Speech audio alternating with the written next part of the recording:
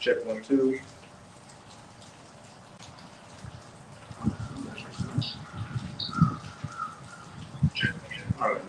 All right, Shalom. Shalom. This is the brothers of GMS New Orleans coming at you with another live camp. But before we get started, as always, we're going to give all praises, glory, and infinite honors to Yahweh, Bahashem, Yahushai, Bahashem, Rakakwadash.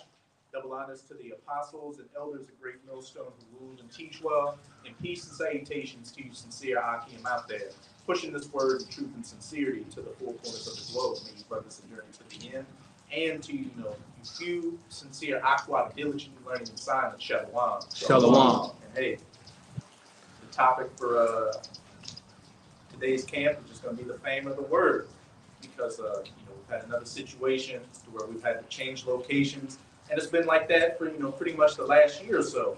And, I've heard brothers talk in other camps that they've had to change locations. We mentioned it a little bit on last night's camp, that the brother in Vegas had his page, cut. Apostle Tahar, YouTube saying, you've reached your daily limit of uploading videos. About a week ago, you had YouTube, shut down for about 1 million users. And I think the brother Amawang Gabar was saying that you could see the video on YouTube, but when you went to click on it, it wouldn't work. So we're not ignorant of Satan's devices, as it says in 2 Corinthians 2, verse 11. We know what all these little tricks and, agendas Esau is ultimately coming with, to lead to the fame of the word, where these videos are no longer going to be on the highways and byways, and then, these videos are no longer going to be online on any of these different platforms, or the men of the Lord are no longer going to be on the highways and byways. So, as we always tell you Israelites out there, you so-called Negroes, Latinos, and Native Americans, hey, the windows and the doors of mercy are quickly closing. So you better be drinking from these rivers of living waters while you still can, because that spiritual spigot is about to be turned off. And if you're going to be dehydrated in that day, then that's just what it's going to be. But we know that the majority of our people aren't going to get it, until that death by pain. But we're going to start it off with that sequel. This is Ezekiel 33 and verse 30, and it says, "Also, thou son of man, the children of thy people still are talking against thee by the walls and in the doors of the houses, and speak one another, everyone to his brother, saying, Come, I pray you, hear what is the word that cometh forth from Yahweh." And again, that's the majority of our people. Here we see these prophecies coming to pass in real time, to the point where the average everyday person is talking about it. Nero 47 is getting ready to come down in great wrath on you tribes with ICE and these troop deployments. World War III is on the horizon. You've got countries all across the planet talking about a digital ID, which we know is going to lead to the sea hit. But what? Jake is still taking this thing as a joke. Brothers still say, people come on the comment board saying, oh, the Latinos aren't the Northern Kingdom. Oh, the name is Yahusha or all that stuff, saying heathens can be saved. So, hey, that's just what it is. And, I saw another video the elder brother Ariana in the Dallas camp did on going into how, vengeance is of the Lord, but still F these people. Hey, we're coming into the times where those that didn't take heed of this word are going to die horrific deaths. And you brothers and sisters are going to see it. So, hey, don't feel bad for these people at all, because this word has been preached to them to the four corners of the earth through the unicorn and that internet. So there's going to be no cloak for their maliciousness when that judgment, finally opens up in full. Keep going on. This is verse 31, and it says, "And they come unto thee as the people cometh, and they sit before thee as my people, and they hear thy words, but they will not do them. Keep reading. For with their mouth they show much love, but their heart goeth after their covetousness." Hey, as it says, they hear thy words, but they will not do them. For with their mouth they shew much love. And you shalom, drive-by shalom Israelites, you jakes on the comments that know that there's a camp around you, but what? You're still fencing. You still, think you have a 5 or a 10-year plan. You really just don't believe. You think this is just entertainment. It's just a bunch of, silly black men with funny garments on. Or they think it's a religion. Mm-hmm. So they'll be like, oh, I used to be a Hebrew Israelite. Hey, used to be your nationality? That don't make no sense. That means they never believe. That's like saying I used to be a human being. Yeah. What are you down? And this is verse 32, and it says, and lo, thou art unto them as a very lovely song of one that have pleasant voice, and can play well on the instrument, for they hear thy words, but they do them not. Verse 33. Verse 33, and when this cometh to pass, lo, it will come, then shall they know that a prophet hath been among them. Point blank period. And when this cometh to pass, these prophecies, these great judgments of Jacob's trouble, and as it said, and lo, they will come, which, as we can clearly see, they're coming to pass as we speak. Then shall they know that a prophet had been among them. But for the majority of you, 2/3 of our people, at that point, it's going to be too late. The word's gone out. You didn't take heed. So what? The judgment has to come afterwards. But I know you said you were holding a precept. Other brothers hold the precept? Yeah. Kind of. We'll just start with you and go down the line. 2 Ezra chapter 5, verse 1. Nevertheless, as concerning the token, behold, the day shall come that they which dwell upon the earth shall be taken in a great number, and the way of truth shall be hidden, and the land shall be barren of faith. And we're living in these days right now where they which dwell upon the earth are being taken in a great number. Spiritually and mentally, Esau has this veil over these people and has got them confused on many different levels. And then the physical aspect's going to come when Yahweh Hashem Yahweh Shai starts having people being taken in great numbers physically, getting sent back to the spirit world. But as I said, and the way of truth shall be hidden, and the land shall be barren of faith. You can clearly see, especially in America, this is a faithless, barren land. But as I said, the way of truth shall be hidden. As we're going into the famine of the word, where these video epistles are no longer going to be online, and the men of the Lord are no longer going to be on the highways and byways. And again, with just all this moving around we're doing and all these things happening with these social media platforms, we see that this is at the door. When it's to the point to where your average everyday heathen is has talking points that line up with what the men of the Lord have been prophesying, it's too late. That means, those birth pains are about to lead to, those contractions are about to lead to the birth, this baby of judgment, of Jacob's trouble being delivered. Actually, could you jump to verse 9 and read to verse 11 about Shah? 2 Ezra 5, verse 9. It says, and salt water shall be found in the sweet, and all friends shall destroy one another. Then shall wit hide itself, and understanding withdraw itself into a secret chamber. And salt water shall be found in the sweet. That can be literal with poison water out here, or what? Waters of things being good, salt being found in, situation just being bad out here. And all friends shall destroy one another, which we can go into many precepts. 2 Ezra 15, 2 Ezra 6, friends shall fight against one another, and a man shall have no pity upon his neighbor because of the lack of bread and for great tribulation. We see this whole situation brewing with the SNAP benefits getting cut off on November 1st, and people already talking about, wilding out here. And then you got the then you got the civil unrest brewing out here with, these troop deployments and ICE, not just going after, illegal immigrants, but going after legal immigrants. They're starting to come after the Southern Kingdom. So everything is just, again, at the door of breaking loose. And, you still have the prophets out here preaching these things to you. But with each passing day, it's dwindling more and more to where the message is going to be completely cut off. And as it said, and then shall wit hide itself, and understanding shall withdraw itself into his secret chamber. Keep going. And shall be sought of many, and yet not be found.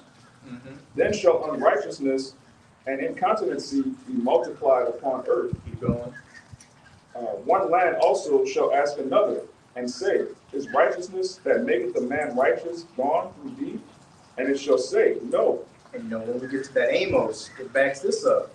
One land asking another, is righteousness that maketh a man righteous gone through thee? Do you have the truth? Do you have answers what's going on? And it shall say no. The fame of the word and just people just going on their own instincts out here, trying to survive, which is exactly what Esau wants. He's creating the chaos to bring about the order so that you people can ultimately get that C-hip in you. And as K. Schwab said, eat the bugs and be happy. But get some of y'all's precepts. Okay, that's the book of Ezekiel, chapter 3 and 26. And it reads, and I will make thy tongue cleave to thy roof of thy mouth, and that thou shalt be dumb, and shalt not be to them a reprover for their rebellious house. God. I got a little bit more. Verse 27, it says, but when I speak with thee, I will open thy mouth, and thou shalt say unto them, thus saith the Lord Yahweh, he that heareth, let him hear, and he that forbeareth, let him forbear for their rebellious house. Hey, what is it saying? I think Revelation 22, let the wicked still be wicked still. Let the adulterers still be adulterers still. Pretty much at this point, the only thing we can tell you is, look, hey, if you ain't changed up yet, you might as well just keep going along with it. Now, of course, as long as the prophets are still out, there's still a chance of repentance. But as we can see, our people are stiff-necked and hard-headed, and as I said, a rebellious house. So for the majority of you, we're just preaching to the wind, literally. But as it said in verse 26, and I will make thy tongue to cleave to the roof of thy mouth, that thou shalt be dumb, and shalt not be to them a reprover, for they are a rebellious house. The Lord is going to have it to where what? Spiritually, our tongue's going to cleave to the roof of our mouths, and we're not going to be preaching this word. Because you got to think about it. The men of the Lord are going to be on the run during Jacob's trouble too. So do you think brothers are going to be running around, having the garment on? It's like, hey, what's Revelation 13 and 16 mean? Oh, say, brother, give me the Strongs. That's not how it's going to happen. Which, can somebody give me a Jeremiah 3, start about verse 15 real quick? There will, anything's possible with the Lord, and there's some that are going to come in at the last moment. So you shouldn't be, putting all your bets on that. Sitting on your leads. The men of the Lord will come across some people during Jacob's trouble, and the Spirit will be on them, to give them the word. But for the majority of you people, the only message we're going to have for you is as it says in 15. I had it backwards. Jeremiah 15. You can start at verse 1. This is the only message we're going to have for the majority of you. I'm right here. You want? This is Jeremiah 15 and verse 2, right? You start at verse 1 and read down 2, 3, Father Bishop. I had it backwards. This is Jeremiah 15 and 1, and it says, then said Yahweh unto me, though Moses and Samuel stood before me, yet my mind could not be toward this people. And that's a heavy statement. The Lord said, though Moses and Samuel stood before me, the prophets, my mind could not be towards this people, because they gave, Israel gave Moses hell, Israel gave Samuel hell, and for the majority of those Israelites, what had to happen? Great judgment. Right? It's no different today. 2/3 of our people are giving the prophets hell. So what? The Lord can only come with that spiritual spanking. And it says, cast them out of my sight, and let them go forth. And it shall come to pass, if they say unto thee, whither shall we go forth? Then thou shalt tell them, thus saith Yahweh, such as are for death to death, and such as are for the sword to the sword, and such as are for the famine to famine, and such as are from captivity to the captivity. And for the majority of you, that's the answer you're going to get. Whither shall we go forth? What do we do? Such as are for death to the death, such as are for the sword to the sword. And getting killed by these troops out here, whether foreign or domestic, such as are for the famine to the famine, starving to death out here, which, on top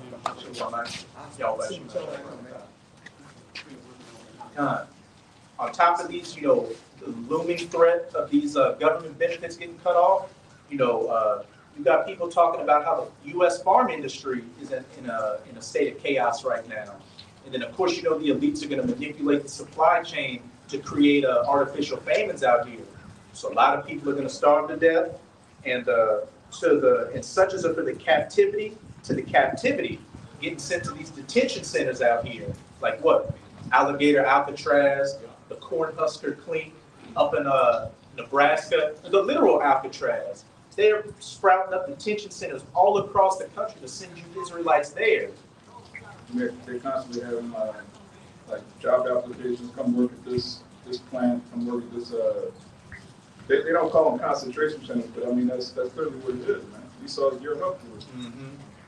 All the groundwork is being laid, and it's been laid for decades at this point.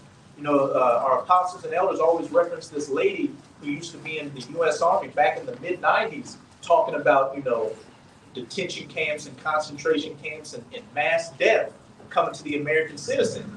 And I think they said in that video she did, she was saying the motto of the NWO is going to be no mercy. And that's Yahweh Bahashem Yahweh speaking through the left hand. His sword, as David said in Psalm 17, verse 13, the wicked. So that's going to be no mercy. Yahweh Bahashem Yahweh is going to be bringing to you Israelites. Read verse 3. Now this is verse 3.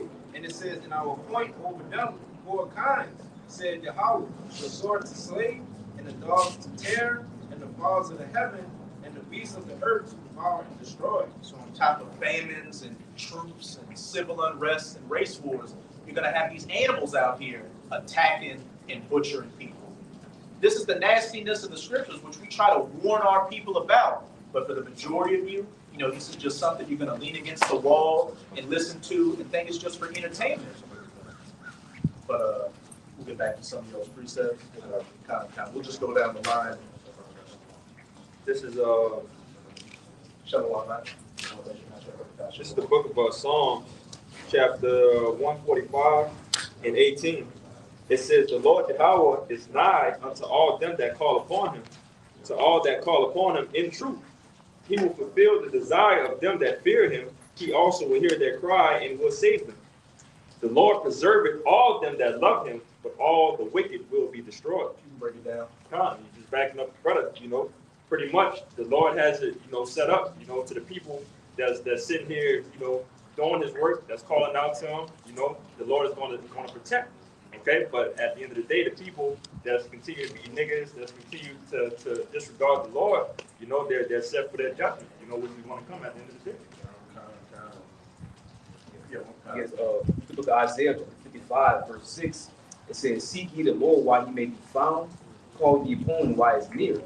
Verse 7, let the wicked forsake his way, and the righteous man his thoughts, and let him return unto the Lord, and he will have mercy upon him, and to our power, for he will abundantly part. But 2/3 of our people, they're not seeking the Lord. What are they doing? They stop and they mock. They hate the message that we send. And we tell them, like, look, you don't seek the Lord in these times while he's near, while his hand is out. The prophets, the men of the Lord, you will be destroyed. That's going to be a sad king, Jacob's trouble. Just like the brother you made a word, like, don't lift up. It's a scripture in Jeremiah, I think it's chapter 7, it says, lift up not cry, pray not for these people, because they had a chance to repent. They had a chance to take heed. What are they doing? All man's wickedness, scoffing, all type of Read verse 11. In Isaiah 55.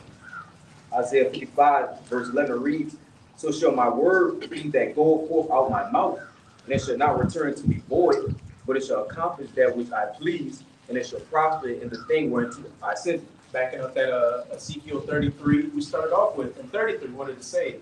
For when these things shall come to pass, and lo, they will come, then shall they know that a prophet hath been among them. And as it says right here, so shall my word be that goeth forth out of my mouth. It shall accomplish all that which I please, and will not return unto me void. So the fame of the word is coming.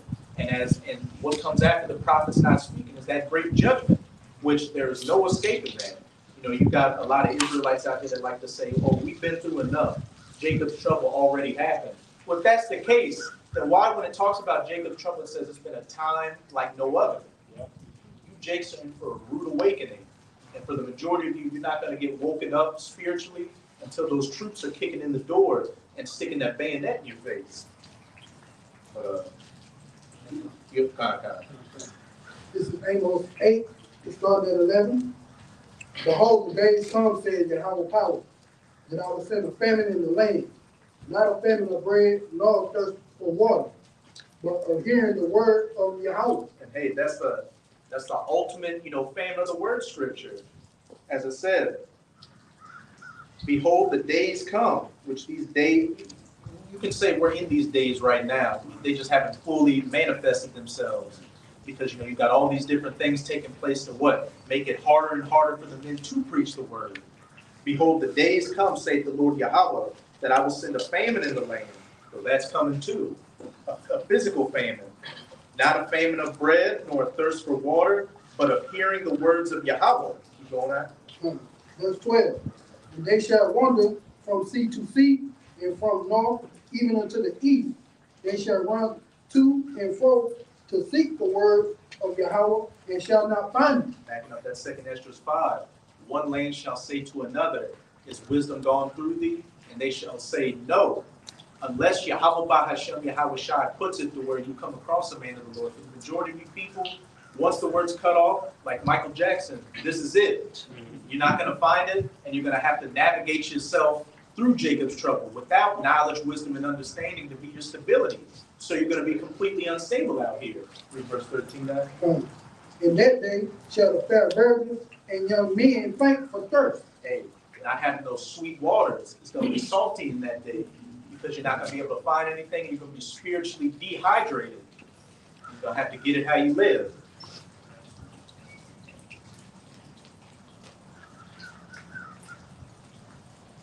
We'll come back to that one. Yeah, this on Proverbs 1, and I'm gonna start at 24. It says, because I have called and ye have refused, I stretched out my hand and no man regarded me. But ye have said not all my counsel and would none of my reproof. Which verse were you at? 24. Start at verse 20, Baba Bashar. This Proverbs 1 and 20, it says, wisdom cried without, she uttered her voice in the streets. Keep going. She cried in the chief place of concourse, in the openings of the gates. In the city she uttered her words, saying, how long, ye simple ones, will you love simplicity? And the scorners delight in their scorn, and fools hate knowledge. Keep going. Turn you at my reproof. Behold, I will pour out my spirit unto you. I will make known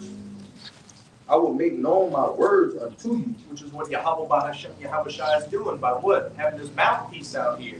The prophets making his words known unto you.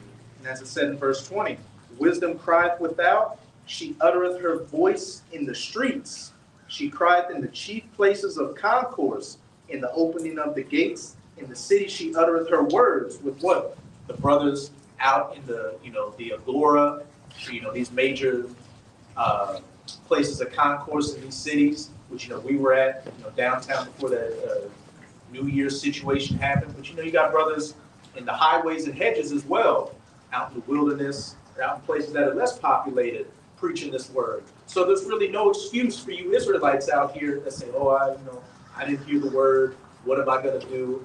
And, as we mentioned last night, with your Kendrick Lamars, your Kodak Blacks, these major, Jake celebrities that our people look up to, even they mention, the Hebrew Israelites. So this word has really gone out. So there's really no cloak for your maliciousness. That's why the judgment is going to be that horrific. Because as it says in, I think it's Luke chapter 9, he that knew my word shall be beaten with many. Oh, you got it? Get it. It's St. Luke chapter 12, verse 47. It says, I'm going to read in the KJV and in the NLT. It says, and that servant which knew his Lord's will and prepared not himself, neither did according to his will, shall be beaten with many stripes. And that's straight to the point.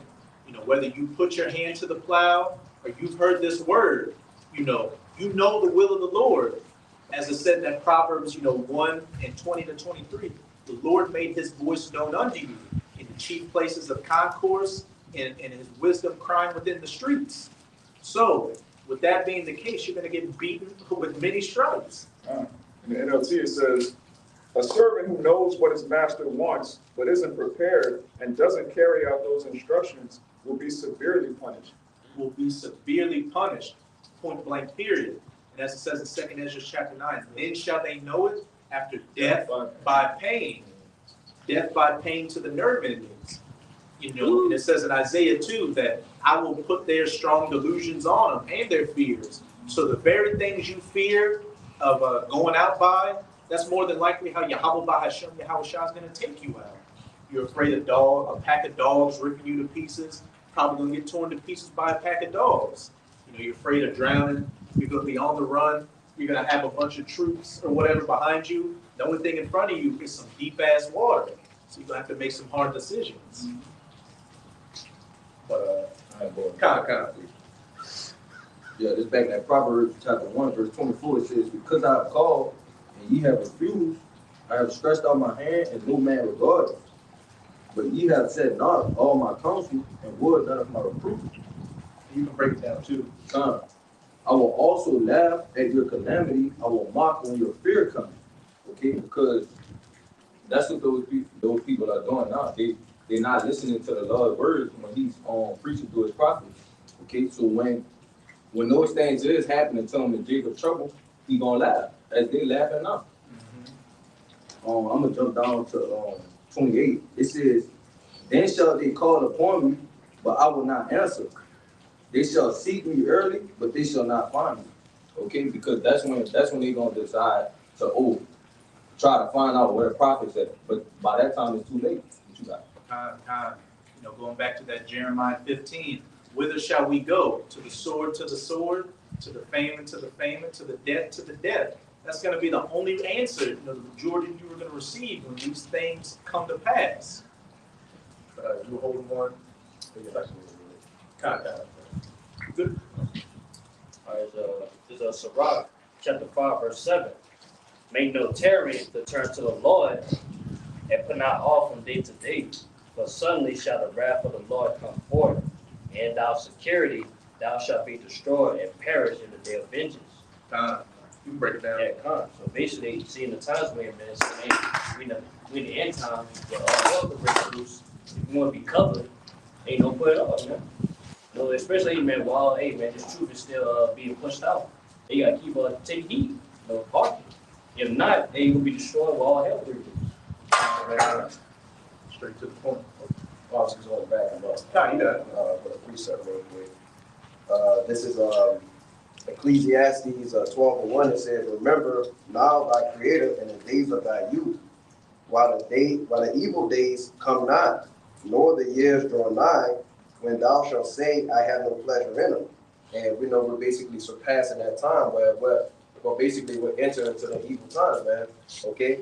And the people have a chance. They have an opportunity to come back to the Lord. Okay? You know what I'm saying? Because what do people do? They wait until the last minute to come and serve the Lord in the first place. Right? They wait till they're sick, right? Until they're bedridden, or when they're in dire distress. But the Lord's not going to answer them this time, man. He's not going to do what he did before for the nation of Israel, man. He's only seeking the elect of the nation of Israel. All right? Somebody give me Luke chapter 14. You can start at verse 16 and read down to about verse 24. Just to back what those brothers are saying.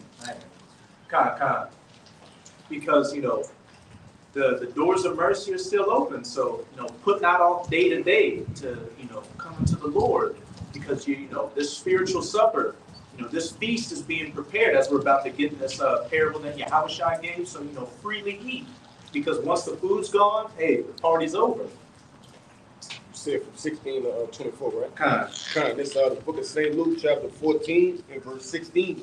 And it reads, then said he unto him, a certain man, it's in red letters, a certain man made a great supper and bade many. Yahweh Bahashem, Yahweh Shai.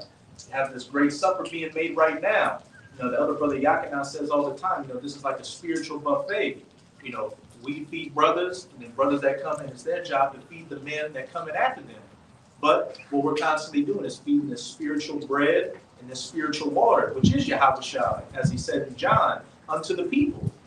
And Yahweh Shai's message is what? Well, Yahweh Bahashem, Yahweh Shai's message is what? Repentance. Come back unto me. Because, you know, there's no other way you're going to be getting out of this thing but through me. Audio's good? Yeah, we good. Verse 17, and it reads, and sent his servant at supper time to say unto them that were bidden, Come, for all things are now ready. Hey, it's ready right now. You know, some brothers are putting up their 3 videos a week. Some brothers are putting up 7 videos a week. Some brothers are putting up 3 videos a day, 7 days a week. So this word is constantly, somebody's gonna have to get that Psalms 19. This word is constantly going out, you know. We'll just get that Psalms 19. We start at verse 1. Real quick, just to back up the table, this Psalms 23 and 5. It says, Thou preparest a table before me in the presence of my enemies. Thou anointest my head with oil, my cup runneth over. And that's a beautiful precept. Thou preparest a table before me in the presence of my enemies. Going to Isaiah 19, this is this altar in the midst of Egypt that those that are crying and sighing unto Yahweh Bahashem Yahweh Shai are, you know, preaching from. And as it also said, God, it's all good. As it said, thou preparest the table before me in the presence of mine enemies. You know, what do you make upon an altar? A sacrifice. And our bodies are these sacrifices upon these altars, upon these tables, in the midst of our enemies, chain them down. Thou anointest my head with oil, which is this knowledge, wisdom, and understanding. My cup runneth over. So this cup is running over. Again, brothers are doing videos. We're doing our camp right now. Brothers are going to be doing videos an hour from now, 20 hours from now, all throughout the day at all times. So there's no excuse. The supper is open, and it's a free supper too. It's a all-you-can-eat buffet, and you don't have to pay $20.99 to get in. You don't have to pay $2,000. Bring us $1,200.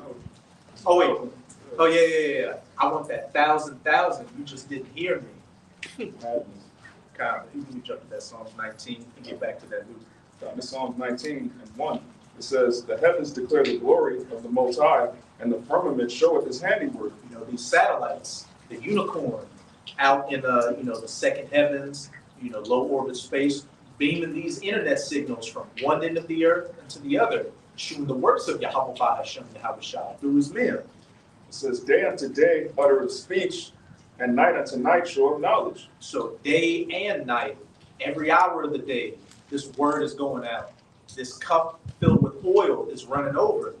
You got so much oil running over through the walk, you slip on it. That's how much oil is going out. Yeah, brothers, be in London, going live early in the day. It's the afternoon over there. You wake up, hey, brothers already live. You got some brothers that, wake up at 3 in the morning. They got work in a couple of hours, but the spirit's just on. It's like, man, I just got to do a lesson. Like, it's no excuses. It says, there is no speech, speaking of no excuses, there is no speech nor language where their voice is not heard. You got brothers in the Philippines speaking their language, brothers speaking Spanish, in sign language. Yeah, if you got a brother speaking in multiple brothers speaking in sign language, what are we doing? Right. And isn't that the brother in Holland too? So it's sign language in Dutch. What? You didn't take no excuse. It says, their line is gone out through all the earth, their words to the end of the world. In them hath he set a tabernacle for the sun. And when you're on the internet, what are you? Online. You're online. Their line has gone out through the earth, through the unicorn, through this worldwide web, this web or this net, like the fishermen, to catch, the elect of. And definitely read that verse 5, as it said, and their words unto the end of the world, in them hath he set a tabernacle for the sun. This knowledge, the knowledge of Yahweh Bahashem Yahweh Shai. Which is as a bridegroom coming out of his chamber, and rejoiceth as a strong man to run a race. Hey, going back to that parable, Yahweh Shai, we know he is that bridegroom gathering together what?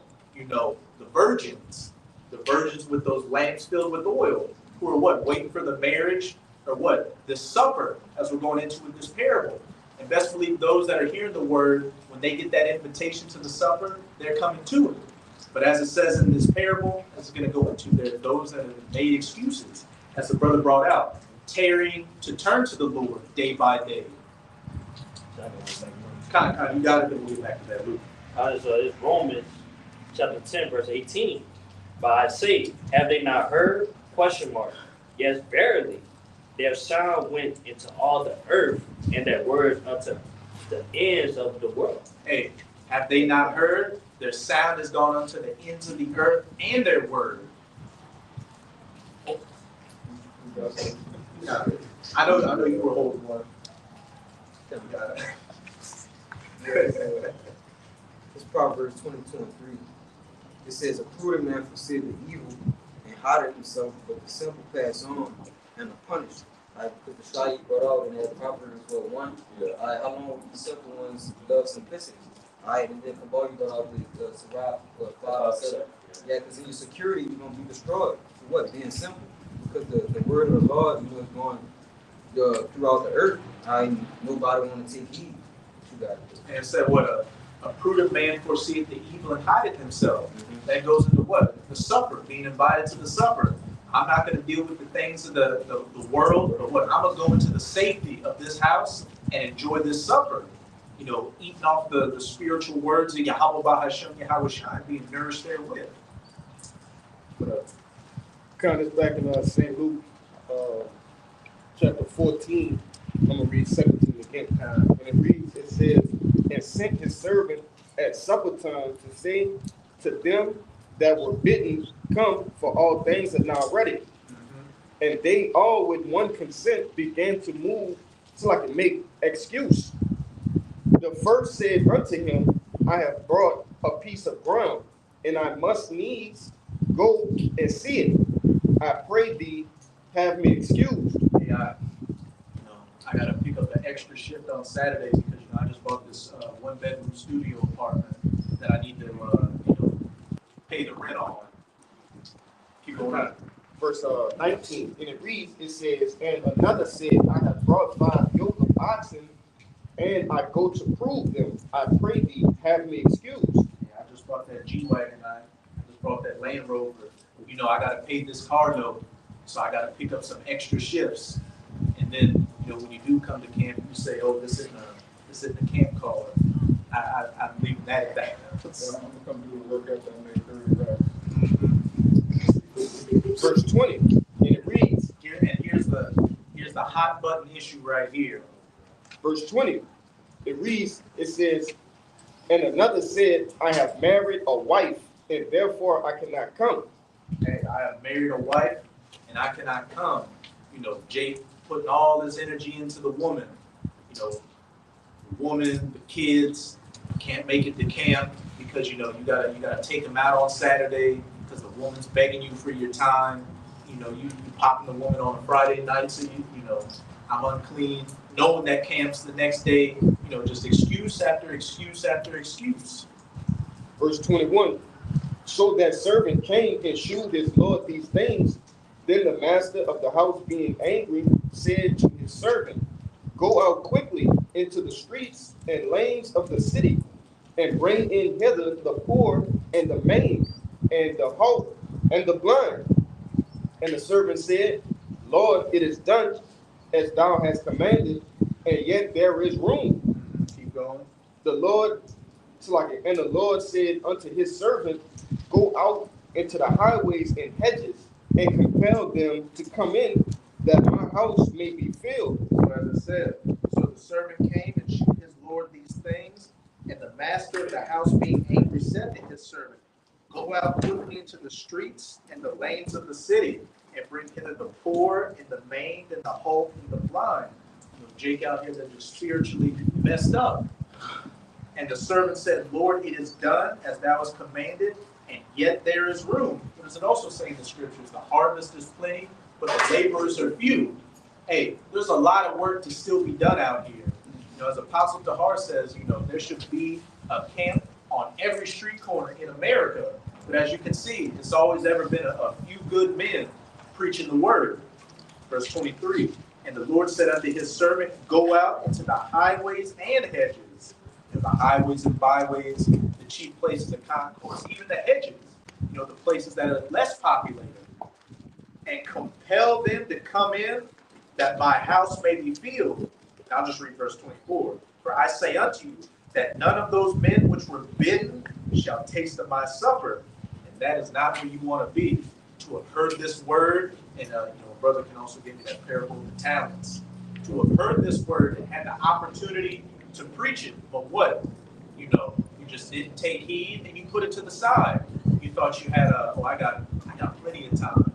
They're talking about a digital ID, but it's not to see him. The prices are still somewhat cheap. No, you may not even, you got to think about it like this. You may not even make it to Jacob's trouble with that mindset. Your Jacob's trouble might be the next day when the Lord comes upon you as a thief in the night, and that job or that woman or whatever you're neglecting the Lord for. You're driving to go deal to it, you get in a wreck, and you go right up before the Heavenly Father. That's not the end you want to have. But I know some brothers probably hold some precepts too. Who get some of y'all's brothers' precepts and go that parable. Real quick, this is the book of Ephesians. You can break it down too. Ephesians 5 and 15. It says, "See then that you walk circumspectly, not as fools, but as wise, redeeming the time, because the days are evil. All right, wherefore be ye not unwise, but understanding what the will of the Lord is." So, redeeming the time. And I got the word here in online etymology, Strong's G 1805. It says to make wise and sacred use of every opportunity for doing good, so that the zeal and well doing are, as it were, the purchase money by which we make the time of our own. It's like make the time our own. Okay, but again, we have this opportunity to do it right the first time. So we shouldn't have any type of excuses, letting a woman get in the way, letting money get in the way. When we know that this is the opportunity of a lifetime, that's only going to come on. And when you say once, you got to put the emphasis on once. Yeah. This is a once in an eternity lifetime, not just this lifetime, but for the rest of eternity. Because Abaratazai, brothers and myself, you sincere brothers that are doing the word are of that elect number. But whoever that number is, once they're signed, sealed, and delivered, that's going to be your testimony for the rest of eternity. There's going to be no do-overs. Like you say, this is the very last lifetime you're going to have to prophesy against the heathen. The heathen in the kingdom are going to be in total subjection. So this is the last time that we're going to be the underdogs. We're going to have to warn our people. We're not going to have to warn nobody in the kingdom of heaven. We're not going to worry about nothing, man. So this is the final chance to do it.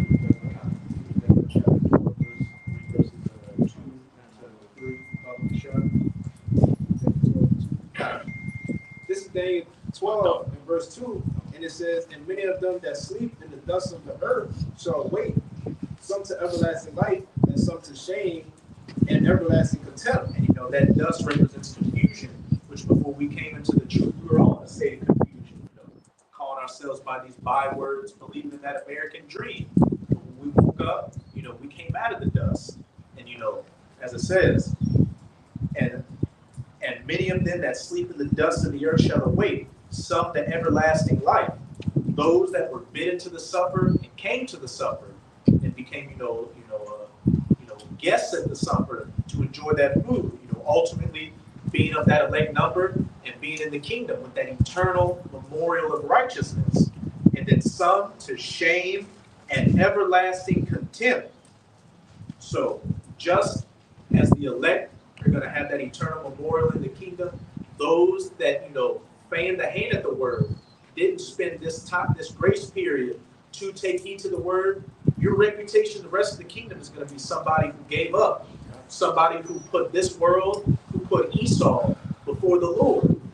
Yeah, you're going to be good, you're going to be good in the kingdom, you're going to be at peace and everything.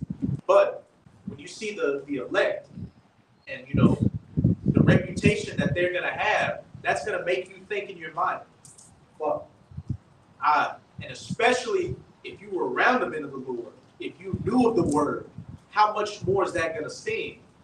And that's just, as it said, everlasting contempt. And I think I speak for all the brothers here. I'm trying my damn hardest to get that everlasting, righteous memorial and not that everlasting contempt. Because I don't know bros understand how long eternity is. Try to think about when eternity ends. Exactly. Yeah, it's crazy because, everything you experience in this world, whether it's heartache, depression, or whatever you're going through, at the same time, it was all eventually get over it. not gonna eventually in the kingdom just be like, okay, I'm part of 144,000 now. No, that's it. All right, you're still gonna be good. You're still gonna be Israelite. You're still gonna be rich or whatever. But as a man, you want to be like that to the top.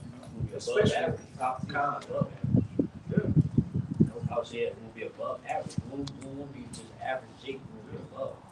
No Jake man, Israelite man, Negro, Latino, or Native American has ever been satisfied with average. And all these brothers here had aspirations in their lives, and whatever they wanted to put their heart into, Jake wanted to be the top of his field in.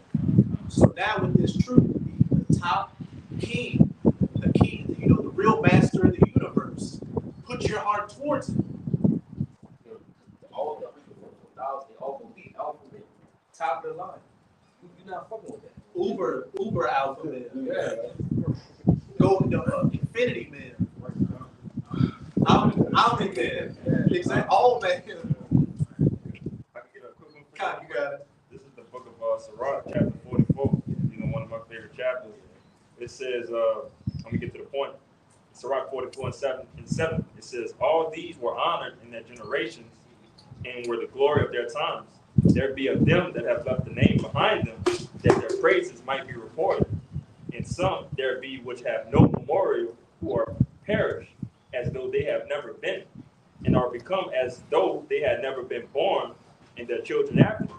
Right? So what side do you want to be on? All right, do you want to be on that side of waking up into contempt, everlasting shame, or do you want to be of those men who did it right and get the bask in the glory and serve with the Lord? But a little bit more, it says, but these were merciful men whose righteousness has not been forgotten. With their seed shall continually remain a good inheritance, and their children are within the covenant. Their seed standeth fast, and their children for their sakes. Their seed shall remain forever, and their glory shall not be blotted out. I know you haven't gotten that far in there, so it's going to be a little spoiler since we brought up that show Invincible. There's a scene where the character Omni-Man is telling his son, thank Mark, because, Mark, if you watch the show, you got these characters called the Viltrumites, which are the Israelites. They're like they're supermen, a race of supermen that go out conquering planets. And Omni-Man was sent to Earth to take over Earth. But then he had a son who's got the same powers, but he's lived amongst the humans. So he got, compassion for the humans. So, Omni-Man was trying to convince him, look, we live for thousands of years. He's like, the older we get, the slower we age. And he told him, in 500 years, what are you going to have that you care about? Everything's going to be dust. Right. You got to have that mindset in the kingdom. And I know you got to have that mindset right now. And I know you've been going heavily into that Matthew 19. When Peter asked Yahushua, what shall we get for forsaking everything now? Yahushua told him, look, those that forsake mother, brother, father, lands, wives, children on this side shall receive 100-fold in the kingdom. So whatever your desires have been, what is 100-fold of that? You can't even comprehend what that is. And if another one, I believe it's in 1 John, when it said, when he shall appear, we shall be like him. God, you might have to get that one real quick. That's one of my favorites. And somebody get that Zechariah. It's in Zechariah 13 where it says the house of David shall be. You know which one I want to.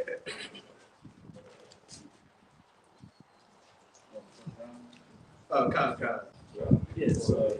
This is 1 John chapter 3, and I'll start at the top. Behold, what manner of love the Father hath bestowed on us, that we should be called the sons of the Most High. Therefore, the world knoweth us not, because it knoweth him not. And hey, that's a very exclusive club to be of the elect on this side, where the majority of our people are going to get cut off, and they're not going to take heed to it. It says, beloved, now are we the sons of the Most High, and it does not yet appear what we shall be. But we know that when he shall appear, we shall be like him, for we shall see him as he is.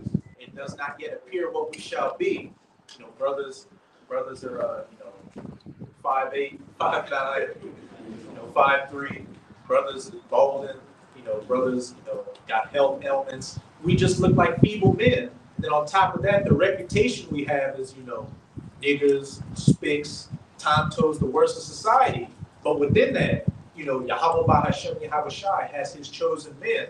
As it says in 1 Corinthians, I made the foolish things of the world to confound the wise.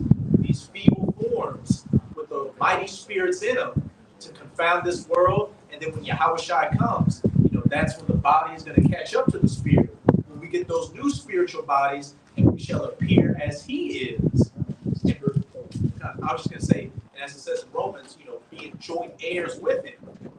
I was going to say, that's the spirit that Apostle Paul wrote that, because his appearance was contemptible. He was just people read his letters and thought he was like a giant man, but he was just a regular Jake, man. Same with us. Get it real quick. This is the book of Romans, chapter 8. I'm going to start at 16. It says, Start at verse 1. No, I'm joking.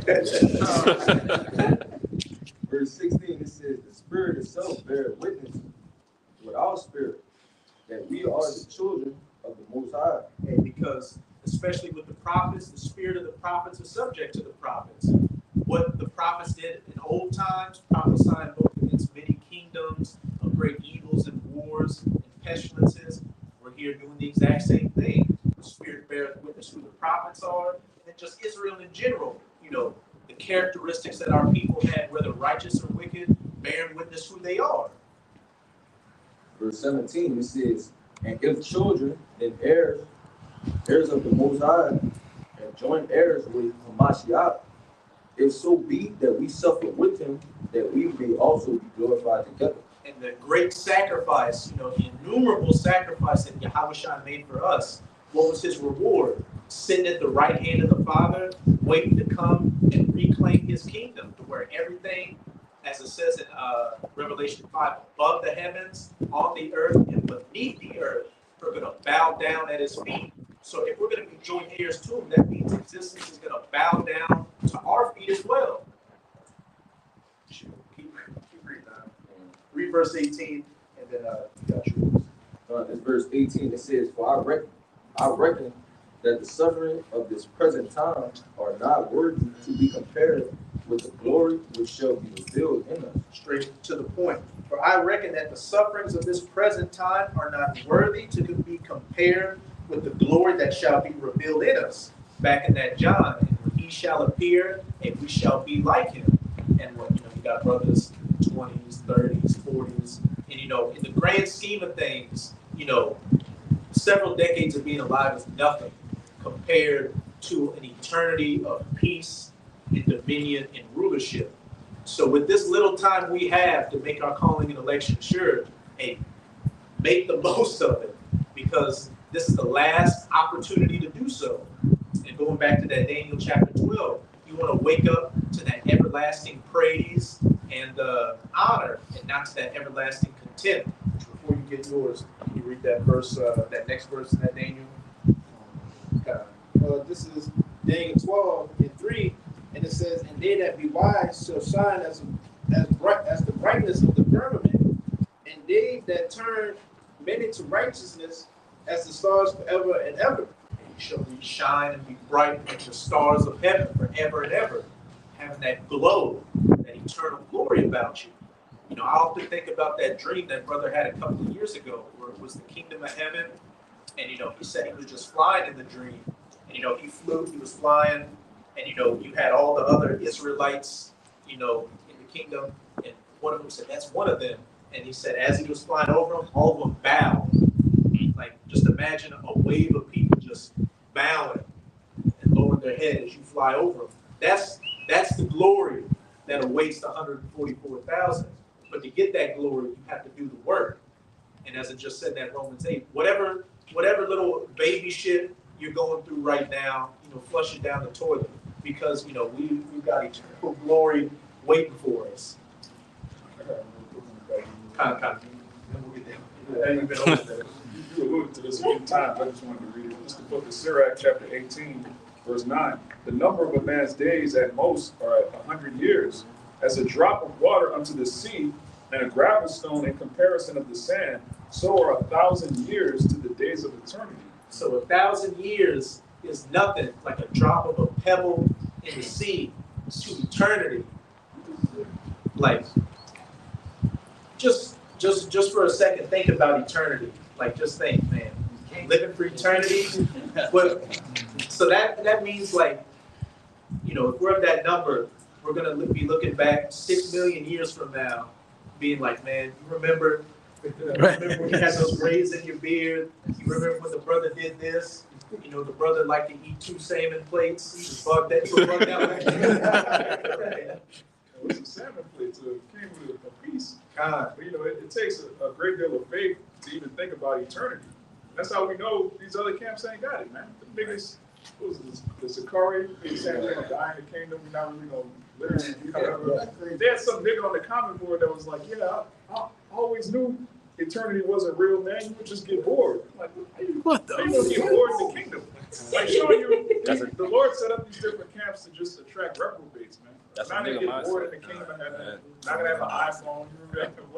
Yeah, lights out. Yeah. I think his lights might actually be out right now. Might be dead somewhere. Wait, hey, are we gonna have iPhones and laptops in the kingdom? Or that? Call up, brother. What you doing? Like, come on now. Oh, my battery's dead. Let me charge it. Or this.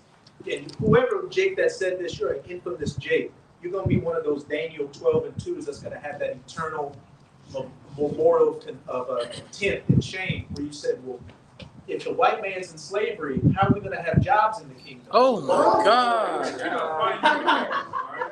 You're gonna be a brother's grandson. We're gonna find you. We're gonna clown you. That's how it is. Hey, you remember you said that? You don't remember? We ain't gonna get on him too hard, because you know Jake gonna have to live with that. Jake gonna have to eat that. You know, that's an example of you don't want to have that memorial going into the kingdom. Jake loves to grill, man. Jake loves to Yeah. That's part of our culture. It's our culture, yeah. That's who we are. We're gonna clown you, but then it's all love. That's Right. Yeah, some more thing. Yeah. This is the wisdom of Man's Solomon. about to bust over here. I see his feet shaking. This is Wisdom of Solomon 3:4, and it says, for though they be punished in the sight of men, God, yet is there a hope full of immortality, and have been chastised and have been a little chastised, they shall greatly be rewarded, for the Most High proved them and found them worthy for himself. You know, pretty much going into, you know, the men that's going and going through all these tribulations and chastisements, you know, it's a great reward behind that, you know what I'm saying? Because we all seeking for that immortality, you know, the righteous bodies, you know, the dominion over the kingdom and stuff like that, you know, we'll all get it. And it says, as gold in the furnace, have you tried them and received them as a burnt offering? And in the time of their visitation, they shall shine and run to and fro like sparks among the stubble. And they shall judge the nation and have dominion over the people, and their lords shall reign forever. You know, this is, If I could say, running like sparks through the stubble, running through these heathens, running through them and making them spontaneously combust because you're running so fast behind. As I said, rule over the heathen. We're about to have all these nations underneath our feet for the rest of eternity. Look at how much wealth Esau got just ruling over one nation. We're going to be ruling over the other 17 nations, getting free labor for 1,000 years off of them. So imagine that wealth. then, you know, from us just being in the captivity and seeing how we being ruled, you know, in the back of Jake's head, they always saying, man, if I was in your position, I would have did it way better. So we're going to do it 10 times better and with righteousness and 100-fold for eternity. Hey, to back you up on Jake doing it better, you know, all of us got microplastics in our brain the size of a spoon. This nigga got microplastics and everything in your testicles. You know, you got turtles getting herpes, and this is the man that's in control of the earth right now. So imagine when Jake in righteousness is in control of the earth. Man, they already want that right now. Mm-hmm. Now everybody look at Jake, they say, oh man, they the salt of the earth.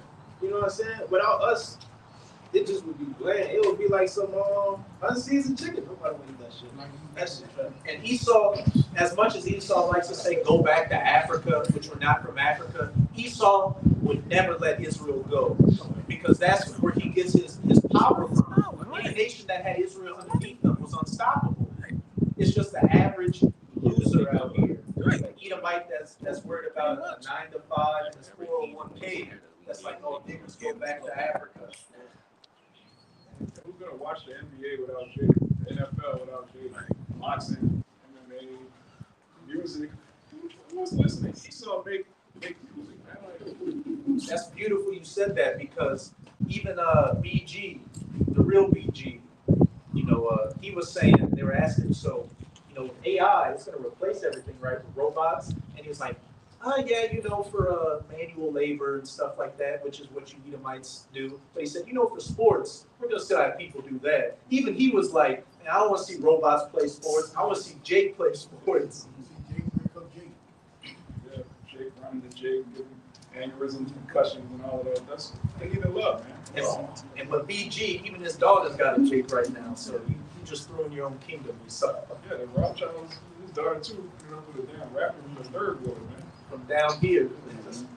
Did they kill him? Did he had a He's still alive. Jay Electronica, he's still alive. Oh, okay. They take care of business. How you, the ruler of the planet and the people you oppressing is giving it to your daughter. That ain't gonna happen in the kingdom. Edomites aren't even gonna see Israelite women. That'll be the last thing you ever see. Yeah, your eyes will keep seeing. Butts. You know what I'm talking about. You see an Israelite woman by accident, you're gonna pluck out your own eye. That's how serious it is. Hey, it's like my boy said in Reservoir Dogs. He was like, if you kill me in a dream, you better wake up and apologize. If you see an Israelite woman in your dreams, you better wake up and apologize. You gotta look at Edom, freak ass, he ain't looking for no one. They're gonna be looking for Jay in the kingdom. They're gonna be trying to look underneath the golf. That's the reprobate that's ruling over. Don't bow that close to me, man. Back up. That's what that. This Cut. the book of Sirach, chapter 10 and 30, and it reads, it says, the poor man is honored for his skill, and the rich man is honored for his riches. He that is honored in poverty, how much more in riches? And he that is dishonorable in riches, how much more in poverty? Just going back to what these brothers was, saying, hey, nothing will be how it is without Jake. So how much more in the kingdom, man? Hey, this devil is low and he's all the way at the top. So what about when he's at the bottom in the kingdom of heaven? Man, he's gonna be lower than low. He's gonna return back to that base of base men. He's gonna be the base of base. If that's the thing, And you made a beautiful point. I can't remember how it came up in the conversation, but I forgot the point. but pretty much, just backing up what the brother was saying, oh, now I remember. It's like, with any other nation outside of Esau, even though these nations hate Jake, the one thing everybody has in common is they hate you so-called white people. You can start a conversation with a Moabite or a so-called Chinese person, an Ishmaelite or Arab, and it gets on Esau, and we can come to some common ground. And that's why while you're in your rulership, everybody hates you. They just go along to get along because you're in power. But as the brother brought out in that Sirach, when a man who's in riches is hated in those riches, when you're in your poverty, you're going to be looked at as less than nothing. Yeah. All the heathen, they're going to see what we do to Esau, and they're going to be grateful to Yahweh Shah that they're not Edomites. Even though they're going to be beneath us, they're still going to be over you. It's the same way, like when slavery was in its heyday, these heathen were like, look, at least I'm not a nigger. I'm oppressed, I'm broke, but I'm not like this nigga right here. In the kingdom, they're gonna be like, damn, I'm fucking old white, but at least I'm not a Edomite. All these punching his at least I'm a Moabite. And if I can say it real quick, and they're gonna go even harder on you Edomites because they're still gonna be getting into slavery, but they'll be like, man, I followed your red ass looking down on the children of Israel, and now they're beating the shit out of me because of you. Everybody's going to be wanting a piece of Esau in the kingdom. Especially Amalek. Oh, yeah. Oh, Amalek is going to be the worst. And they're the most evil. Hey. People hate Amalek now. Oh, yeah. some of the comments in these videos, like the small hats, Everything. the chosen people, like saying it mockingly. Giving praises to the Austrian painter. Yeah, and even people like around us, you know, some you walking by, you just hear like regular conversation. That's the name that they bring up the most. You know, I hate them with a heart, you know, stuff like that. People be pissed on him. Oh, yeah. Bricks on him, like, bro.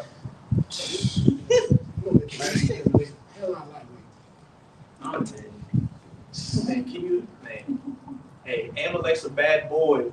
Amalek's got that dog in him when he's going against women and children. So And dogs. So imagine, as we talked about before, the kingdom is going to be worse than Esau's worst nightmares because it's going to be a bunch of 14-foot jakes with big beards and afros, yoked out like the Hulk with spiritual powers And authority. and a con. That's the Edomite's worst nightmare. A strong Jake with a beard and authority. You can't tell him nothing. Because he really longs to, he longs for our souls. It's not enough for him to have all the wealth in the world. He wants to be able to tell Jake, do this, believe that. I'm trying to, you heard that one Edomite, vocab alone. He's obsessed with getting Jake to go back to Jesus. That's his whole, he's dedicated his whole life to try to get Jake to go back to plantation Christianity, which you dedicated your life to try to upset prophecy. You're a true enemy of the cross. Yeah. Right. Which I know you like that one in Baruch, so hold that for me. The enemies have surely seen your shame, so that so shall they see your glory. But y'all brothers hold anything? Y'all can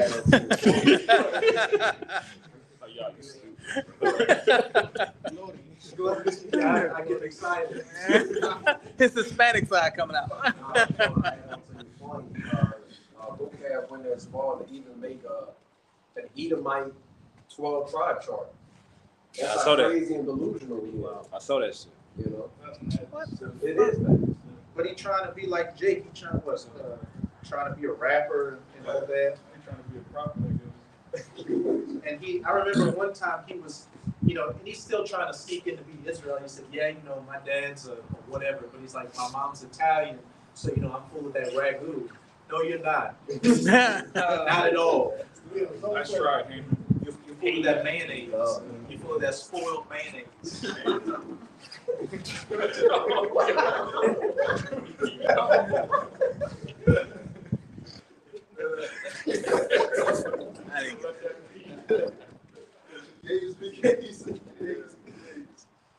But y'all brothers got yours pretty set. You can break it down too.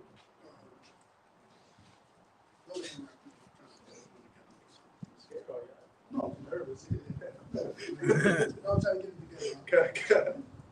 I'll grab this real quick. Going into the brothers, what you said earlier, being likened unto King David. This is Zechariah 12 and verse 8.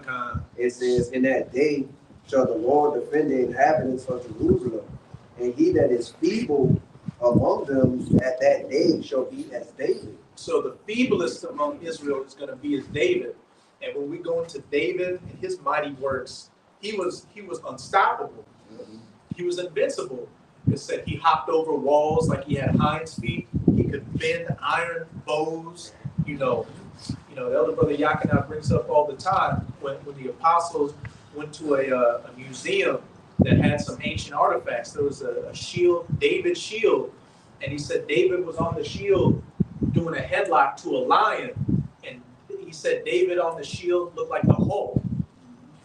Can you imagine it said David played with lions cubs as bears. And so for fun, David was playing with bear cubs and lion cubs. Swing. Yeah, I think he had also said his crown was like the size of a basketball for 50 pounds. And his sword was like 75 pounds or something. I believe it's is it 1 Samuel, 2 Samuel 12, where it talks about him when he took the Ammonite king crown, and they say they weighed a talent. Then I would look the talent up and it's 75 pounds. Mm-hmm. Oh my God. Can you imagine walking around with 70 pounds on your head?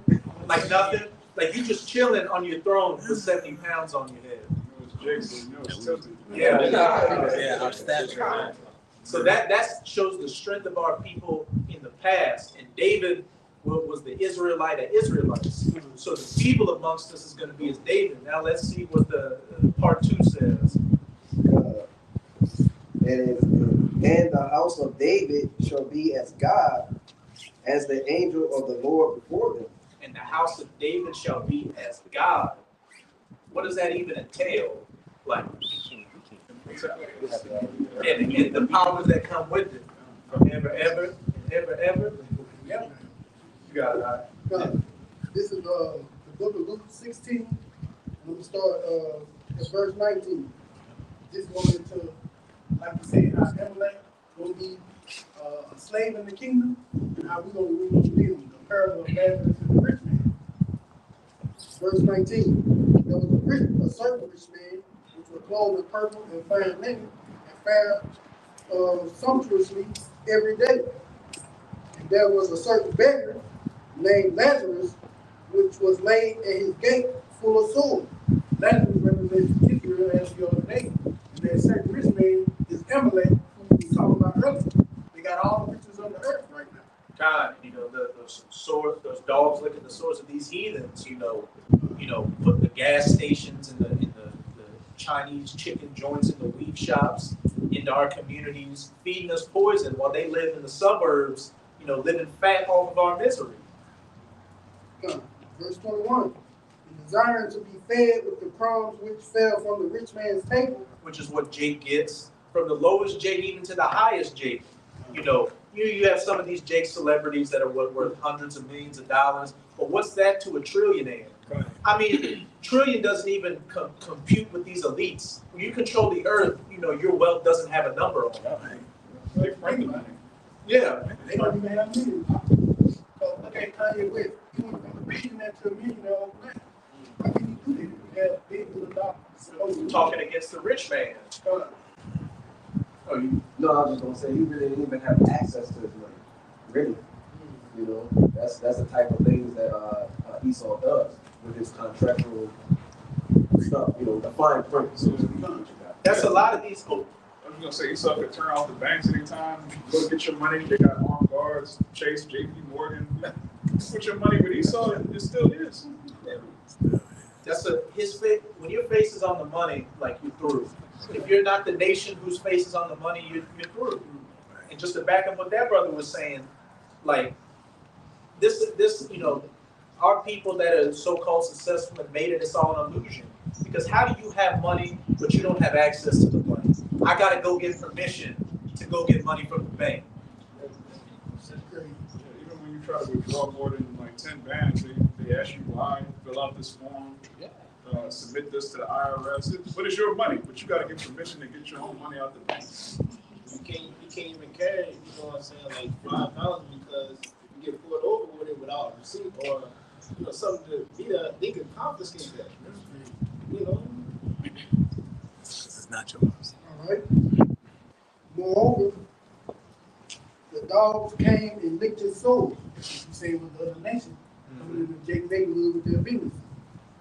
And it came to pass that the beggar died and was carried by angels into Abraham's bosom. The rich man also died and was buried.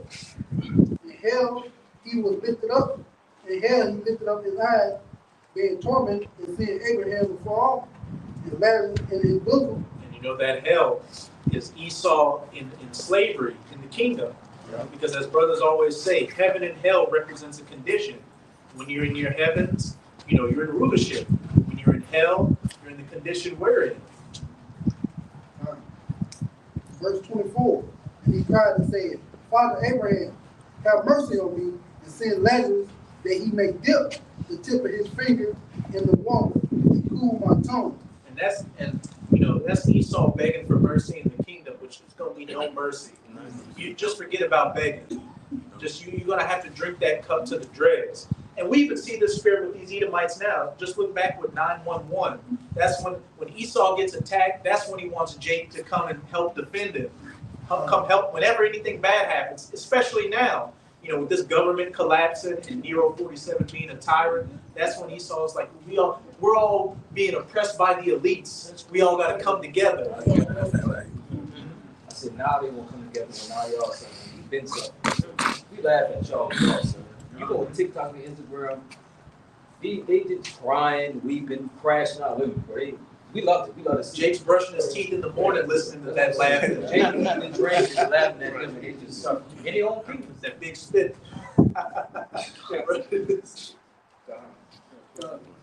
Why tormented? Oh, you keep reading down. For I am tormented in this flame. That flame is that very intense and cruel slavery that they're gonna go through. Double of what we got. And you see, and we still don't even know half of the stuff that Esau did to us in the past and is doing to us now. So in the kingdom, he's going to get double of what we got, which, he's going to wish to get the slavery that we got compared to what he's going to get. We still don't even know we're eating. We find out every other day that there's something else in the food. The devil's got a lot to pay for. Honestly, what I think? I pray this isn't the case, but I bring it up all the time. I feel like he makes these Bibles out of pork paper. I wouldn't be surprised when you find that. Wow, the way you think on it. Yeah, That's true. I never thought of it. This devil has soap made out of swine. Yeah. Toothpaste as well. Toothpaste, The bristles of the toothbrush. Yeah. God damn. He's obsessed with swine. Vegan brush. Yeah, go back to the toothbrush. You gotta get a vegan brush and you finish. Me and Captain Jake actually vegan brush. Oh, man. All right. Verse 25. But Abraham said, Son, remember that thou in thy lifetime receivest thy good things. Hey, you had your time to rule. You had the fatness of the earth, the dew of heaven. And I gotta say, Esau had a good run. You were ruling as the Greeks. You had the Roman Empire. And for the last 500 years or so, you've been kicking everybody's ass. Having more than, the majority of people on this planet could ever hope for. So, what do you got to complain about? Hey, as we always say, to you Edomites, you so-called white people out here, hey, max out your credit cards, do as much blow, go do a backflip out of an airplane with a parachute full of balloons or something. I don't know. Whatever you got in your mind, go do it. Because once we get our hands on you, hey, if you breathe funny, you're going to get put down. All right. And likewise, that is evil thing. Us in our captivity, and Jake, one thing that can be said is Jake drank that cup. Jake took that shot and, with a straight face. Straight talk about Like Denzel Washington in that movie Glory when he was getting whipped. He had a straight face and that tear was just coming down. But now he is confident and thou art tormented. And us in our heavens and you in your hell. And besides all this, between us and you, there is a great gulf fixed, so that they which will pass from hence to you cannot, neither can they pass to us that would come from them, from thence. You can stop there. That great gulf fixed, like even which it wouldn't be the case, even if the Israelite wanted to help you like that, there's no reason to or no will to. We're not even going to be the same species of beings. We're going to be extraterrestrial beings. You're still going to be a man. A man. That's true. Lord said he's going to put his spirit on us. Yeah. So you ain't getting no help. Jake not angry enough right now. No, right. You just know a little bit of what this devil's done. Right. And Jake ultimately has compassion. Even in the ancient world, the Lord told us to smite everybody, just put everything down. Jake leaving this person alive. Jake not angry enough, man. The Lord, that's why, as the brother said, the Lord said he's going to put his fury on us. They're going to know my fury. The Lord's going to use us as his, the same way he's using Edomites right now to punish us. He's going to use us to punish you. Hey, this real quick, this St. James. That's the spirit. Reveille. There you go. The cavalry. Let the cavalry come in. And the cavalry's about to come in.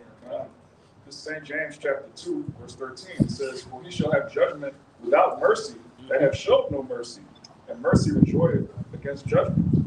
Right? So devils, if you treated us fairly, what y'all like to say, oh, we ended slavery, y'all should thank us. We took y'all from Africa, well, hey, whatever you did to us, we're gonna do to you double. So if you're so proud of your history, you have nothing to worry about. Right? All right, if you treated the so-called Negroes, Latinos, and Native Americans fairly, then you have a fair treatment coming to you. You should be happy. Yeah, why do you always feel so guilty about your past if you said you didn't do anything wrong to us? Right. And that's why Trump went into the museum, the Smithsonian, and did what he did. Yeah, to take erasing the history of slavery, because that's one thing they always say about slavery in America. That's America's original sin. This whole country was built off of the great robbery, murder, and even until this day, the blood, sweat, and tears of our ancestors, all the way until us. And as I said, the brother Kaya's favorite precepts in Wisdom of Solomon, they made our life a marketplace and a place for gain. Everything is designed to just be a parasitic suck off of the children of Israel. I got a precept real quick to back you up. This is James 5. You can break it down. I'm just going to go straight to the point. In 5, it says, it's talking about Esau. It says, ye have lived in pleasure on the earth and been wanton. Ye have nourished your hearts as in a day of slaughter. Verse 6, it says, ye have condemned and killed the just, going into the Israelites, man, giving us, a hard bondage, you know what I'm saying? Basically breaking our backs in, man, and literally killing us, man, and then the rest of the scripture says, and he doeth not resist you. Man, we ain't even did you nothing, you know what I'm saying? But you still act us, you won't let us basically have any peace, man, so the Lord's gonna have to bring that peace, all right? It reminds me of what Charleston White said in that video a couple of weeks ago. He's like, everybody hates the so-called white man. The only best friend you got is the nigga in America, and you treat him like shit. I'm still holding that Baruch, but they got something a little bit lower if you want to grab it. Kind of. We'll go to that Baruch. You got that 2 Thessalonians? Read that real quick. We'll go back. This book of 2 Thessalonians 1, verse 6. Seeing it is a righteous thing with Yahweh to recompense tribulation to them that trouble you. Backing up what the brother brought out in James. Seeing it as a righteous thing, it's a good thing, a great thing with the Most High to recompense tribulation to them that trouble you. So it's a righteous thing for the Lord to, Yahweh Shai to come back, take you Edomites down, set up his elect, and us ruling over you. That's just and fair. It says in the law, what, an eye for eye, a tooth for a tooth. So all this, only somebody that knew that they screwed over people should say everybody should come together and let's forgive and forget. Right. That's something a guilty man would say that doesn't want to receive his recompense. Right. Well, your recompense is exactly what you're going to receive. And as we've been saying, it's going to be double. And as it says in Lamentation, you're going to drink that cup. It's going to be passed down to you. And you're going to drink it to the dregs. Like some old English, you're going to drink that scuttle at the bottom. You're going to have to, take it to the head.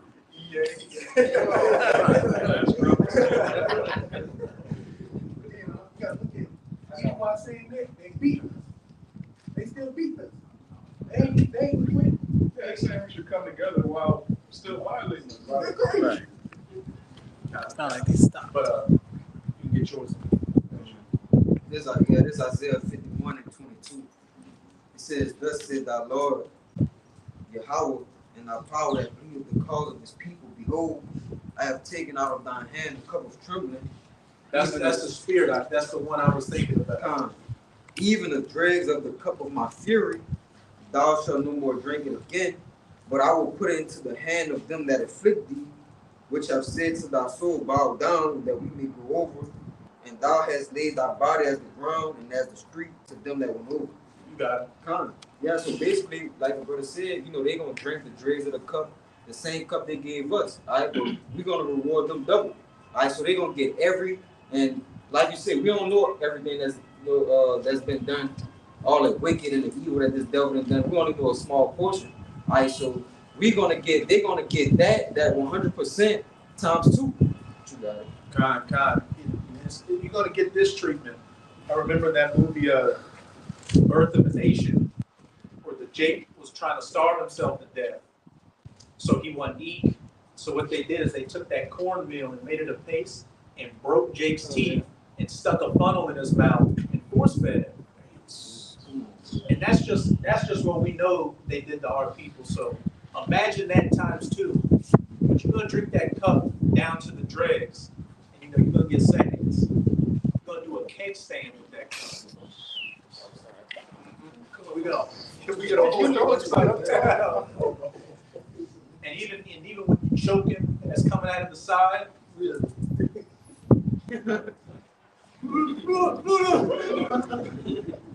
gonna be a lot of lamentations and you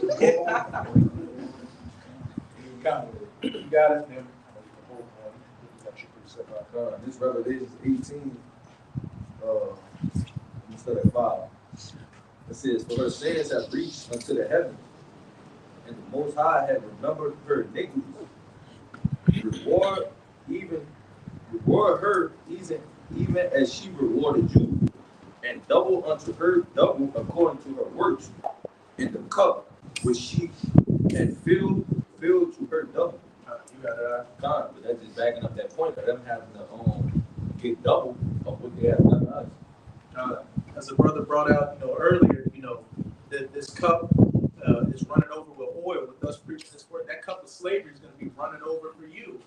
That's a cup that's never going to run out until that 1,000 years are up. This is Revelation 13:9. It says, "If any man have an ear, let him hear.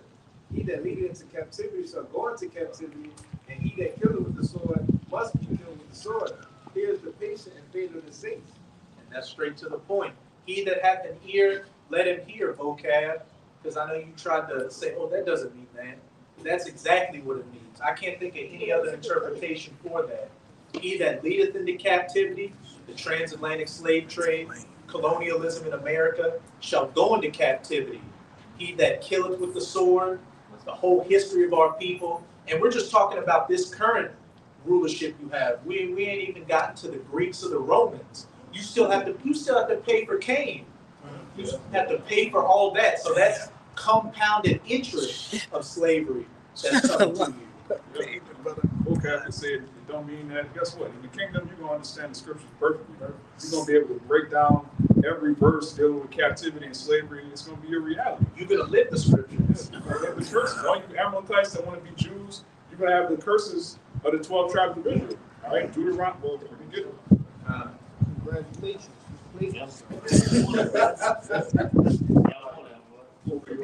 Isaiah 60. I'm in Isaiah 5. Isaiah 60. You can start verse 10. Yeah. There's a Deuteronomy 30, verse 7. "And the Lord thy power will put all these curses upon thy enemies, and on them that hate thee which persecute thee." Right. All of the curses of Deuteronomy 28 chapter, verse 15 to 68, that's going to be reality for you heathen, especially you Edomites.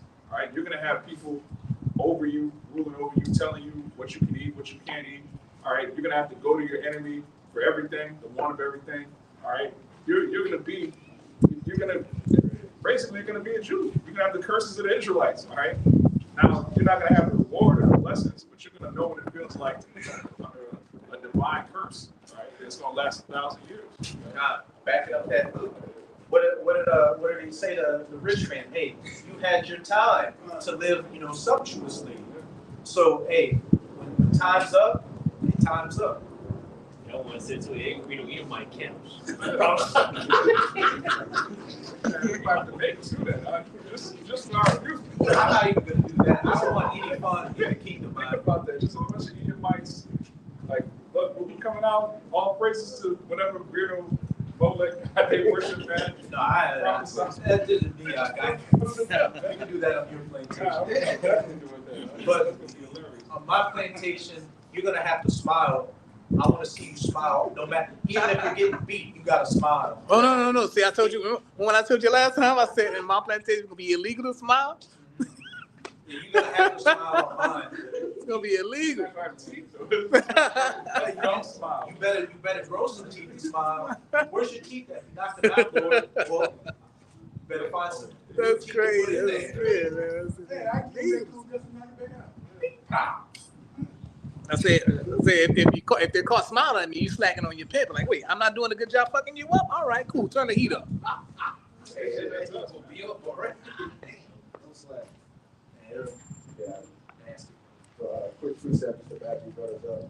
This is Revelation 3 and verse 9. It says, behold, I will make them of the synagogue of Satan, which say they are Jews and are not, but do lie. Behold, I will make them to come and worship before thy feet, and to know that I have loved thee. Right? So just going into backing your brothers up, going into Hamlet, saying that they basically, J double O's and they not. But the Lord at the end of the day is going to have them come and worship us. You know what I'm saying? Being Lords over them, rulers over them, man. That's what's coming with, the kingdom of heaven. Bring out that Isaiah to back him up. Where it said they shall come and bow down at thy feet. You can start at verse 10 and then read down to 16. It's Isaiah 60, and starting at 10, it says, and the sons of strangers shall build up thy walls, and their kings shall minister unto thee. For in my wrath I smote thee, but in my favor I had mercy on thee. Favor, it's beginning right now with the elect waking up, then comes the salvation, and then the ultimate favor in the kingdom, where it says the strangers shall come unto thee and build up thy houses and thy walls, and kings shall minister unto thee. Slaves in the kingdom of heaven. That role reversal. Verse 11, it says, therefore thy gates shall be open continually, they shall not be shut day nor night, that men may bring unto thee the forces of the Gentiles, and their kings may be brought. Our gates are going to be open to constantly get our tithes from you. The first fruits of everything you have, the forces of the Gentiles, your gold, your silver, your frankincense, your myrrh, your stones, everything, your son, daughters, all that, your other children for slavery. And it's all going to be like a vacuum being sucked into Jerusalem. Verse 12, it says, for the nation and kingdom that will not serve thee shall perish. Yea, those nations shall be utterly wasted. For the nation or kingdom that will not serve thee shall perish.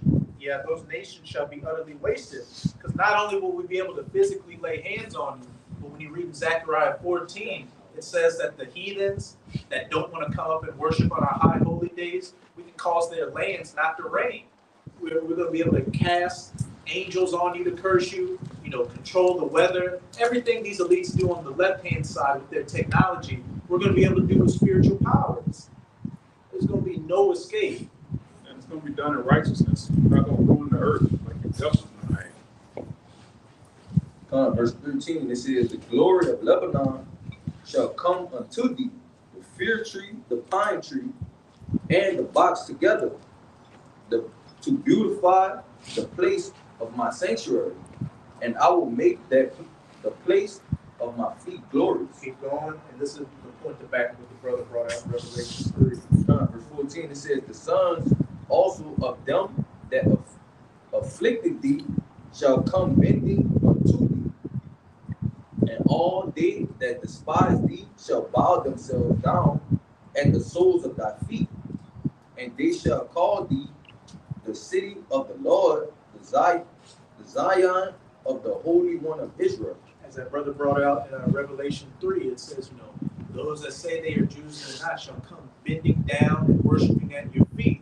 And as it says in this Isaiah 16:14, the sons also of them that afflicted thee, first and foremost with Esau, shall come bending unto thee, and all they that despise thee shall bow themselves down at the soles of thy feet, and they shall call thee the city of Yahweh, the Zion, the Holy One of Israel. And you don't want to accept or admit that we're Israelites now, well, that's going to be the first priority in the kingdom. reverencing us as the sons of God. Verse 15, whereas thou hast been forsaken and hated, so that no man went through thee, I will make thee an eternal excellence and a joy of many generations. Verse 16. Verse 16, thou shalt also suck the milk of the Gentiles and shalt suck the breast of the kings. Thou shalt know that I, the Lord, am thy Savior, and thou Redeemer, the Almighty One of Jacob. Kind of straight to the point. Yeah, You can break it down too. it's Jeremiah 49, 12. For thus says Yahweh, behold, they whose judgment was not to drink of the cup have assuredly drunken. And art thou he that shall altogether go unpunished? Question mark. Thou shalt not go unpunished, but thou shalt surely drink of it. And that's showing that Esau even will drink of that cup of affliction. There is no getting out of this cup. The Lord has already said you're going to drink of it. We know he's not a man that he should lie.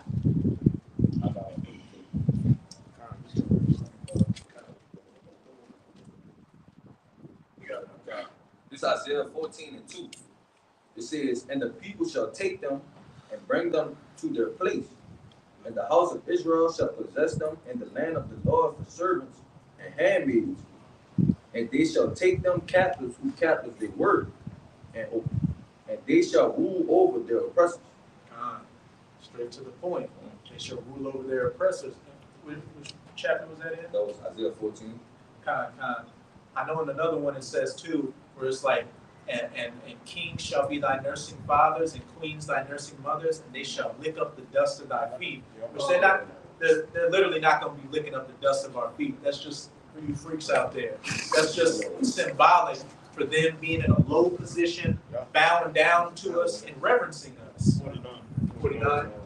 You got it? Yeah. You can bring it out real quick. It's Isaiah 49 and 22. It says, thus says the Lord Yahweh, behold, I will lift up my hand to the Gentiles and set up my standard to the people, and they shall bring thy sons in their arms, and thy daughters shall be carried upon their shoulders. And kings shall be thy nursing fathers, and their queens thy nursing mothers. They shall bow down to thee with their face toward the earth, and lick up the dust of thy feet. And thou shalt know that I am the Lord Yahweh, for they shall not be ashamed that wait for me. Faith and the patience of the saints to get that dominion and rulership over these nations. And hey, you Rothschilds, you Rockefellers, you hidden families that we haven't seen or heard the names of. There's going to come a point to where you're going to be on all fours on your face worshiping us. As hard as that is to believe. Hey, seeing is believing, you're definitely going to see it. And I was just going to add on to what he was saying. It's so wicked now, in today's time, he used the verse for literally now. So he'll tell Edom if he's remorseful about doing X, Y, Z, lick my boot or kiss my boot. Go back to work Monday. Yeah, Right. He's still being oppressed, and he still do it to this day. That's crazy, man. We're going to close down that group, but you brothers got we'll just go to the last round. This is Sirach 33 and 25. It says, if thou set thy servant to labor, thou shalt find rest. But if thou let him go idle, he shall seek liberty. And that's what happened, in the past. After Jake took over the Roman Empire and ran those devils into the mountains, they had time to sit there and plot and scheme. And they came down, started wiggling their way into the royal families and positions of power, had the Renaissance, and here we are today. The first part said, if thou shalt put thy servant to work, thou shalt have rest. Keep him constantly occupied, as he keeps, these Americans occupied. That's why a lot of them don't even have time to think about rebellion or anything outside of a 9-to-5 when you're working 3 9-to-5s and living paycheck to paycheck. And it says, a yoke and a collar do bow the neck. So are the tortures and torment for an evil servant. Send him to labor that he be not idle, for idleness teaches much evil. They got that saying, what, idle hands are the devil's playground. And it says, send him to work as it is fit for him. If he be not obedient, put more heavy feathers. And you already gonna get double on you. So that's gonna be quad feathers on you.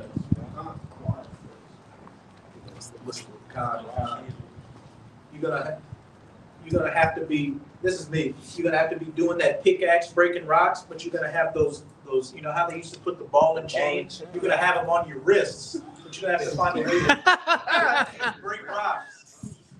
And that's it. Even if I want to give you a pickaxe, some days I'm gonna be like, hey, use your fists to break the rocks. Use your face. Grab your brother. Grab your brother. Use the Amalekites as a pickaxe. Grab your nose. The nose says the animals.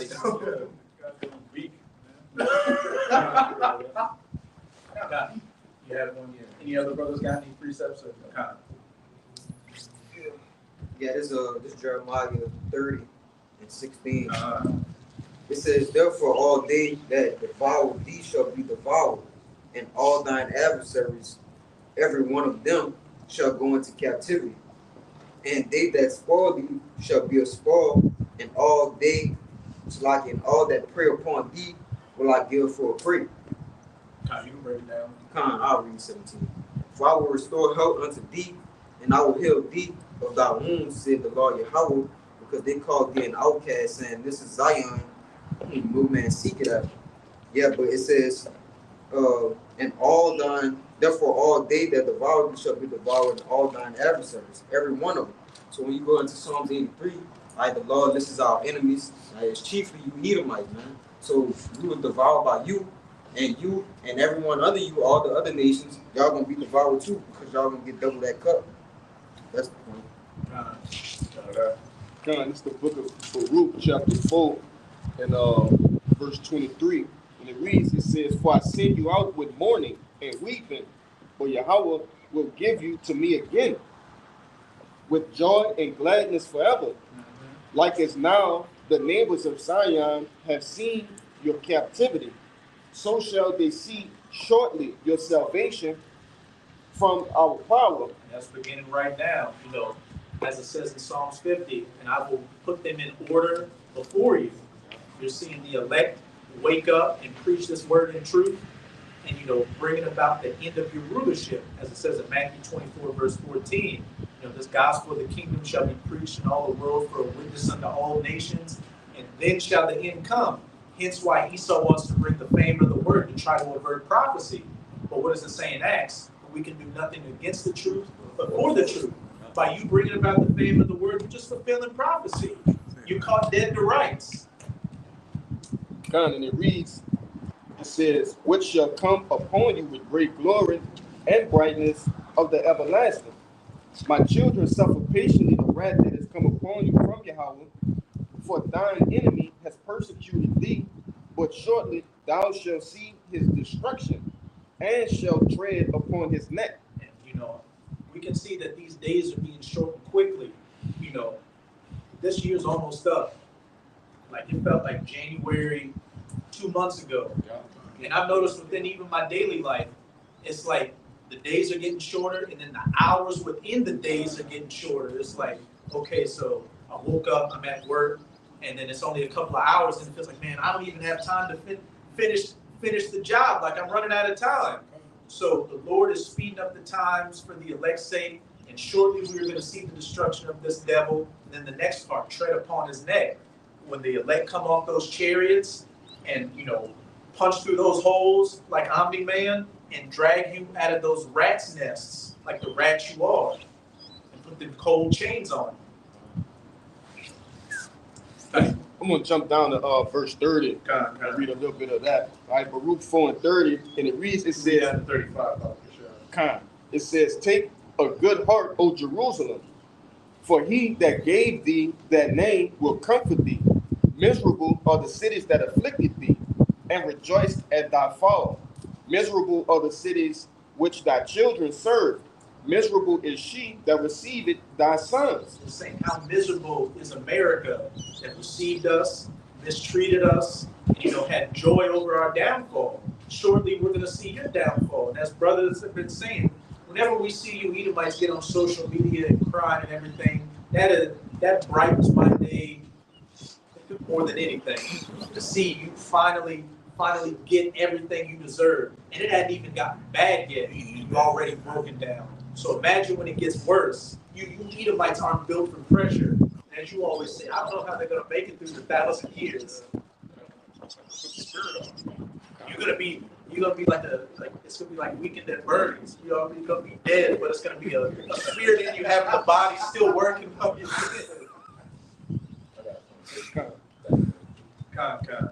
Verse 33 it says, for she rejoiced at thy ruin and was glad of thy fall, so shall she be grieved for her own desolation.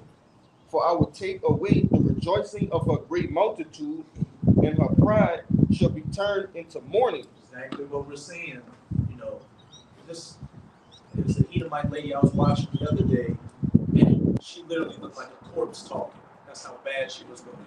She was like, "This ain't America anymore. We ain't supposed to be struggling like this." Hey, bitch. That's what it is, and that's what it's going to continue to be.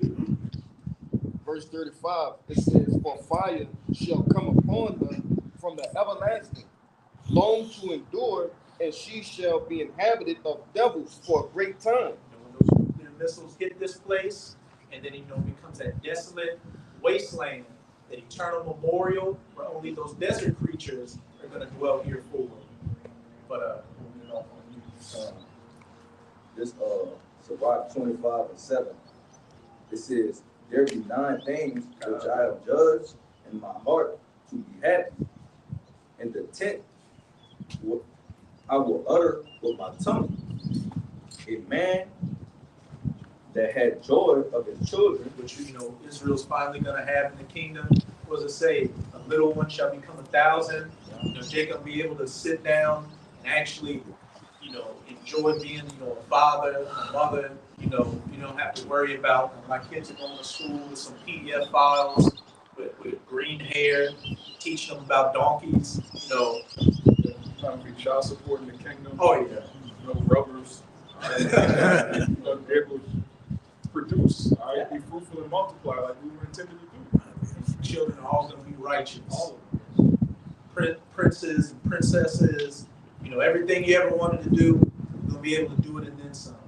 And if you want to sleep till noon, you can sleep till noon. You don't have to get up at 6 in the morning. Not sleeping. Yeah, not sleep at all. All right. it says, and he that liveth to see the fall of his enemy. Straight to the point. And he that liveth to see the fall of his enemies. And we're seeing the beginning of that fall right now. And from here on out, it's going to get sweeter and sweeter watching you suffer more and more. Okay, so with that, we hope sincere Akim and Akwak are edified by another live camp. But before we get out of here, as always, we're going to give all praises, glory, and infinite honors to Yahweh, Bahashem, Yahweh Shai, Bahashem, Rakakwadash. Double honors to the apostles and elders of Great Millstone who rule and teach well. And peace and salutations to you, sincere Akim out there, pushing this word in truth and sincerity to the 4 corners of the globe, being brothers enduring to the end. Ababa ball. Ababa ball. Ababa ball. Ababa ball. Ababa ball. Ababa ball. Kwam Yasharala. Kwam Yasharala. Shalom. Shalom.